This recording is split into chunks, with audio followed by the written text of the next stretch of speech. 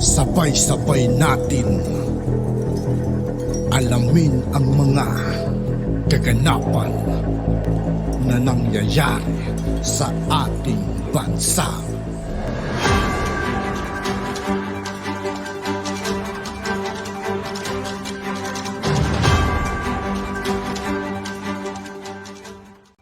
Yo, what's up mga kaibigan? This is I2K po again. Ngayon nandito naman ulit tayo sa channel ni News PH. Dito naman ulit tayo magbibigay ng komento at reaksyon. Kaya samahan nyo guys, let's go! Sayang si Secretary Gibo, si Gibo Chidoro po yan, at Congressman Marcoleta. Alam niyo kung bakit ako nang hihinayang? Kasi ito po yung magagaling na abogado. Ito yung membro ng unit team, di ba? Ni Pangulong Marcos nung before election. At ito talaga ang karapat-dapat sa Senado. Kaya lang ho, hindi binigyan ng pagkakataon ng taong bayan. Si Marcoleta napilitang mag-withdraw ng candidacy kasi mahina daw siya sa survey. Alam niya, delikadesa, alam niya hindi rin siya mananalo, hindi siya nagpakahirap at hindi niya pinaasa ang tao. Yan ang may prinsipyo. Hindi katulad ng iba kahit tatalo, tuloy-tuloy ang takbo. Si Marcoleta, Congressman Marcoleta, may prinsipyo, nakita niyang mahina ang dating niya, so ayaw niyang paasahin ng tao, ayaw niyang masaktan ng tao, kaya nag-withdraw siya. Kung kailan malapit ng eleksyon, yan ang may prinsipyo ng abogado. Kailangan. Actually, kasama siya sa top 5 ng aking kandidato eh. Hindi natuloy. Sige po, walang duda, lalo na ngayon. Lutang na lutang, ang talino, tapang at galing ni Gibo Chidoro. Kaya maraming nanghihinayang. Ako mismo, personal ko po itong assessment at opinion. Nanghihinayang ako sa dalawang itong magagaling na abogado. Ito ang karapat-dapat sa Senado. Kumpara kay Robin Padilla, pasintabi na. Kasi hindi naman natin pwedeng hindi ko kumpara kasi nakita ninyo. Nakita nyo marami na mga Pilipinong nagsisisi na nga, pinagsisisihan na. Yun ang title natin. Secretary Chidoro, sayang Secretary Chidoro at Congressman Marcoleta. Senador Robin Padilla, pinagsisisihan na. Kasi nga sa napakaiksing panahon, nakilala ng taong bayan. Sayang yung mga galing, dapat nakarating sa Senado. Kung si Marcoleta at si Gibo Chidoro nakarating ng Senado, ang ganda ng ating Senado. Magagaling na abogado yan, may tapang, hindi lang talino. Lalo si Marcoleta, nakita naman na yun. Sino binabangga sa Kongreso. Yan ang kailangan natin. Pero inuulit ko, meron siyang delikadesa, hindi siya hindi siya nagpaasa ng personal niyang maramdaman na mahina siya sa survey, hindi na tumakbo, nag-withdraw. Sayang na sayang. Pero wala tayong magagawa. Nagkulang ang taong bayan. Pasintabi na hindi ko kayo sinisisi. Sinasabi ko lang ito. Nagkulang ng pagpili, nagkamali, na pumili ang mamamayang Pilipino ng mga botante. Hindi ko nilalahat. Kasi isipin mo, binuto niyo si Padilla, 26 million. Diba?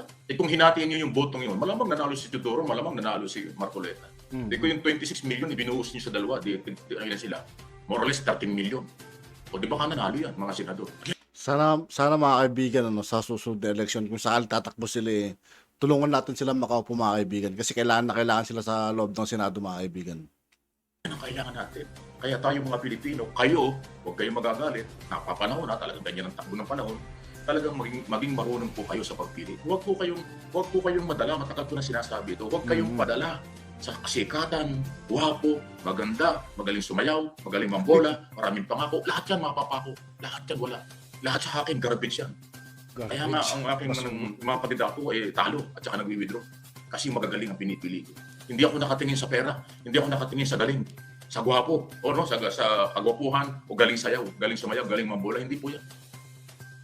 Lalo na sa Senado, institusyon, napakataas na posisyon, senador ng Republika. Bakit ka maglalagay dyan ng sikat lang? Bakit ka maglalagay dyan ng magaling mambola? Bubulahin ka talaga yan. Anong nangyari? O nagkakasisihan na ngayon. Kaya nga kasama doon sa ating title, Senator Robin Padilla, sinisisi na, pinagsisisihan na. Base, karamihan sa mga comment, nagsisisi sila, nanghihinayang sila. Wala. Yung pagsisisi ay huli talaga. Sayang talaga. Kaya sang-ayon ba kayo? Sang-ayon ba kayo dahil sayang si Gibo Chidoro at Marcoleta na parehong membro ng unit team ni Pangulong Marcos ay parehong hindi naging senador, ay sila pala yung karapat-dapat. Alam niyo nung before election, hindi ko uugaling mag-endorso, lalo na ako sa senador. Di ba, presidente kasi importante, panindigan natin pag presidente. Kaya nga ako, nag-Marcos ako noon Nakita ko si Marcos, kailangan makabalik at kailangan Marcos may gagawin. Kaya nanindigan ako kay Marcos mula noon ngayon at tuloy-tuloy yan. Sa mga senador, hindi ako nag-endorso kasi ayaw ko kayong baka maguluhan kayo.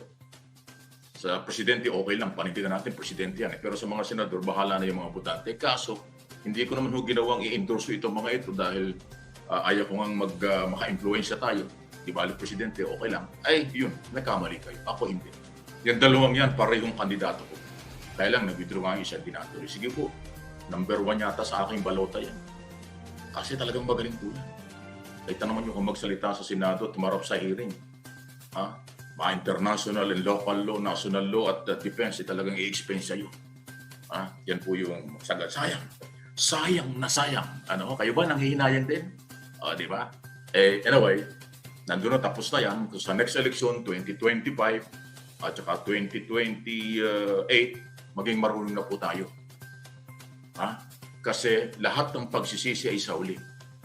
Kung hindi man lahat, yung 26 million vote bumoto kay Robin Padilla,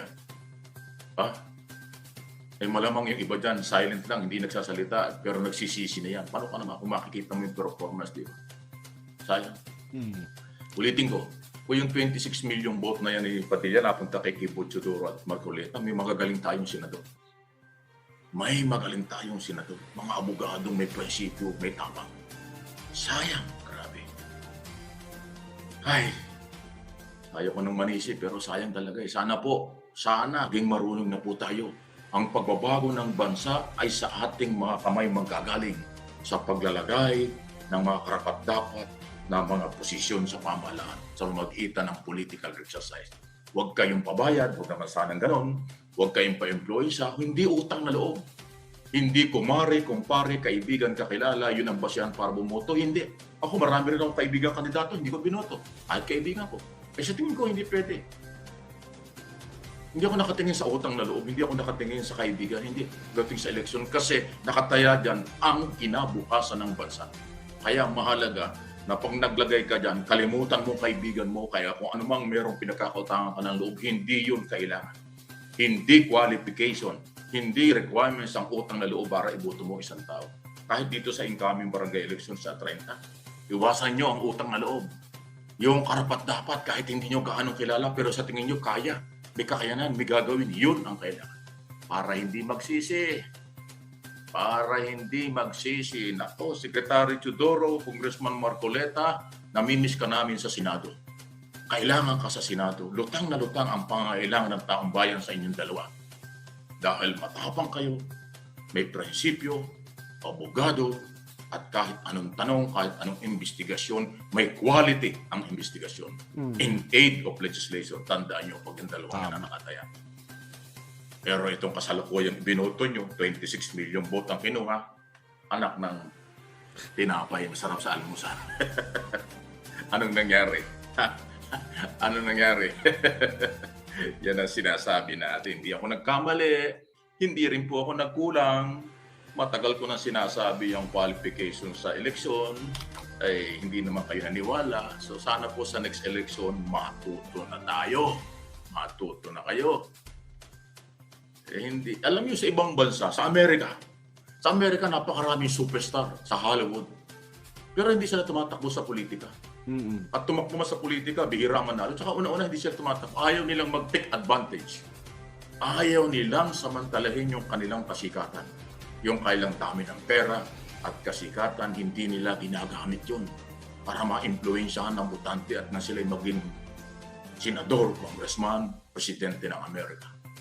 Sa Canada, ganun din. Sa mga mayamang bansa, walang nagte-take advantage ng mga superstar. Hindi katulad dito sa atin. Lumabas lang sa television ng isang taon, sunod na eleksyon, kandidato na, tinamaan ng pakwela-kwela lang sa television at pelikula. Lahat naman scripted yun. After ilang buwan lang o isang taon na nakikita nyo, pag kumandidato, susuportahan ka agad nyo, panalong congressman, panalong senador. Tapos na. Sayang. At yun nga po mga kaibigan, dito po nagtatapos ang ating reaction video. Muli ako po si I2K ng Sundalo ng Dunggalo at 811. Maraming salamat sa patuloy na pagsuporta. Yeah, peace out.